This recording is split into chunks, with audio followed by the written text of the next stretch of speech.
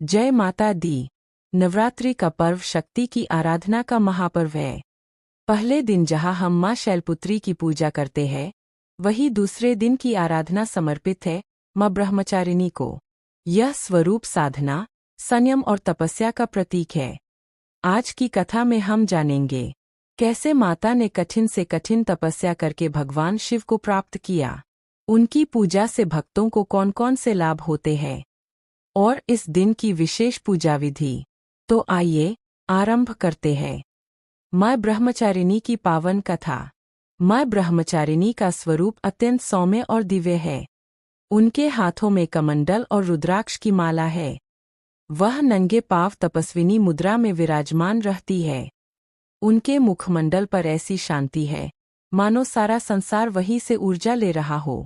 ब्रह्मा का अर्थ है तप, ज्ञान और सर्वोच्च सत्य, और चारिणी का अर्थ है आचरण करने वाली, अर्थात जो ब्रह्मचर्य और साधना का आचरण करती है वही है माँ ब्रह्मचारिणी।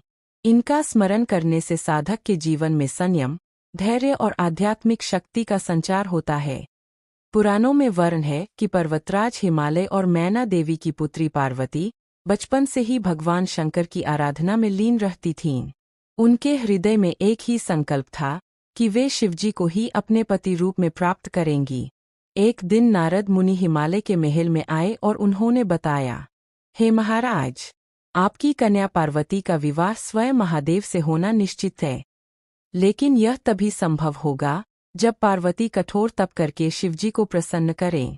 यह सुनते ही पार्वती ने संकल्प ले लिया, मैं जीवन का हर कष्ट सह लूंगी, परंतु अपने आराध्य शिव को ही पति बनाऊंगी। पार्वती माता वन में चली गईं। पहले वे कई वर्षों तक केवल फल फूल खाकर रहीं, फिर कंदमूल और पत्तों पर जीवन यापन करने लगीं। धीरे धीरे उन्होंने भोजन भी त्याग दिया और केवल वायु पर जीवित रहने लगीं। उनकी तपस्या इतनी कठोर थी कि चारों दिशाओं में उनके तेज की चर्चा होने लगी। देवताओं ने सोचा, इतनी कठिन तपस्या से तीनों लोकों का संतुलन डगमगा रहा है। कभी इंद्रदेव उनके सामने राक्षस भेजते, कभी मायावी रूप धारण करके उनकी साधना भंग करने का प्रयास करते, लेकिन पार्वती माता अडिग रहीं। उनका मन केवल शिव में लीन था। एक बार स्वयं नारायण और ब्रह्मा भी उनकी परीक्षा लेने आए। उन्होंने कहा, हे देवी, शिव तपस्वी है, वे विरक्त है।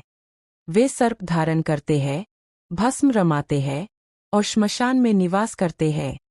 आप जैसी राजकन्या उनके योग्य नहीं है। क्यों व्यर्थ इतना कष्ट उठाती हो? लेकिन पार्वती माता ने दृढ़ स्वर में उत्तर दिया, मेरे लिए शिव ही सब कुछ है। उनके बिना जीवन अधूरा है। चाहे वे भस्म रमाए या श्मशान में रहें, वे मेरे एकमात्र पति है। देवता उनकी अटूट आस्था देखकर नतमस्तक हो गए। हजारों वर्षों की तपस्या के बाद अंततः भगवान शंकर पार्वती के सामने प्रकट हुए। उन्होंने कहा, हे देवी, तुम्हारे कठोर तप और अडिग भक्ति से मैं प्रसन्न हूँ। तुम्हारा यह संकल्प अवश्य पूर्ण होगा। तुम मेरी अर्धांगिनी बनोगी। इस प्रकार माता ब्रह्मचारिणी की तपस्या सफल हुई और उनका विवाह भगवान शिव से हुआ। नवरात्रि के दूसरे दिन भक्तजन ब्रह्मचारिणी माता की पूजा इस प्रकार करते हैं। 1. सुबह स्नान करके स्वच्छ वस्त्र धारण करें। 2. पूजन स्थल को गंगाजल से शुद्ध करें। 3. माँ की प्रतिमा या चित्र को स्थापित करें। 4. उन्हें सफ़ेद फूल, खासकर चमेली या कमल अर्पित करें। 5. धूपदीप जलाए और नैवेद्य अर्पित करें। 6. फिर उनका मंत्र जप करें, देवी ब्रह्मचारिणे नमः। 7. अंत में आरती करें और मन में संयम, धैर्य और शक्ति की प्रार्थना करें। कहा जाता है कि इस दिन माँ ब्रह्मचारिणी की पूजा करने से साधक को आत्मबल, वैराग्य और अद्भुत धैर्य की प्राप्ति होती है।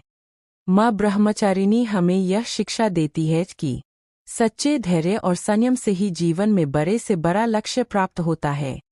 उनकी तपस्या यह संदेश देती है कि जब तक मन अडिग और लक्ष्य स्पष्ट न हो, तब तक कोई सफलता संभव नहीं। आज के समय में जहाँ मनुष्य जल्दबाज और अस्थिर हो जाता है, वहाँ माता ब्रह्मचारिणी की भक्ति हमें स्थिरता और विश्वास देती है। भाइयों और बहनों, माँ ब्रह्मचारिणी की यह कथा हमें सिखाती है कि भक्ति, साधना और संयम से असंभव भी संभव हो जाता है। जो भी भक्त श्रद्धा और भक्ति से उनकी पूजा करता है, उसके जीवन की सारी कठिनाइयाँ दूर हो जाती है। तो आइए, इस नवरात्रि हम सब माता ब्रह्मचारिणी की आराधना करें और उनसे शक्ति, धैर्य और भक्ति का आशीर्वाद प्राप्त करें। जय माता दी। जय ब्रह्मचारिणी माता।